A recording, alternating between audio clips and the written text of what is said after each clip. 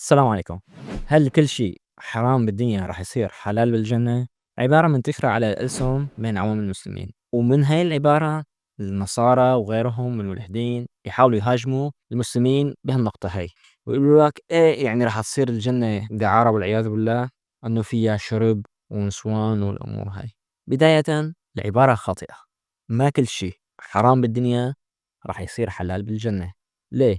راح تقولي لأ خمر محرم بالدنيا راح نشربه بالآخرة، لأ كلامك غلط، لأنه خمر الآخرة لا يشبه أبدًا خمر الدنيا، وفي قاعدة بتقول لك تشابه الأسماء لا يعني تشابه الصفات، فلو نظرنا لخمر الدنيا بيوجب العقل الرائحة الكريهة اللي بيعملها بعد الشرب هذا لن يكون بالآخرة كما وصف رب العالمين، فما فينك تقوس خمر الدنيا صار حلال بالآخرة لمجرد تشابه الأسماء، وهن اثنيناتهم مختلفين. ممكن أنا أصدقك لما بيكون خمر الآخرة مثل خمر الدنيا، أما خمر الآخرة مختلف كليًا عن خمر الدنيا، لا يذهب العقل، ما في رائحة كريهة، وأمور أخرى تكلم عنها رب العالمين.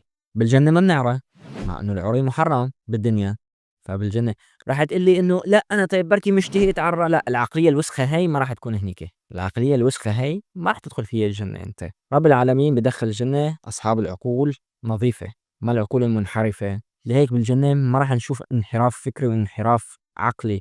وانحراف عن الفطرة اللي عم نشوفه بالدنيا تجي تطلبه، يعني واحد يقول والله إنه إذا حرام الشذوذ بالدنيا يبقى مو في بالآخرة، غلط الحكي، ما في هيك شيء.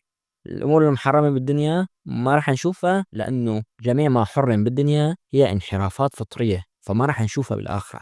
كل شيء انحراف فطري أو حرمه بالدنيا راح يبقى محرم بالآخرة لأنه هو انحراف فطري، وكل شيء بتفكر فيه أمور منحرفة ما راح تكون بالجنة لأنه ما راح تدخل بها العقلية.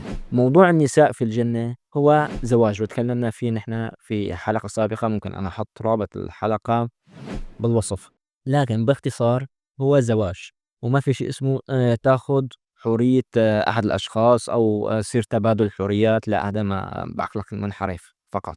مثل المسلم ما بيبادل زوجته في الدنيا لن يبادلها بالآخرة، محرم عليه يبادلها بالدنيا، محرم عليه يبادلها بالآخرة، هي زوجته خاصة فيه. فالعبارة مدخل هذه العبارة إنه كل شيء حرام بالدنيا راح يصير حلال بالآخرة، هذه مدخل لتفتح أمور سيئة وتفكيرات منحرفة لبعض النصارى والملحدين يفكروا الجنة هيك، لا، أمور المنحرفة فطريا اللي حرمها رب العالمين ما راح تكون بالجنة أبدا.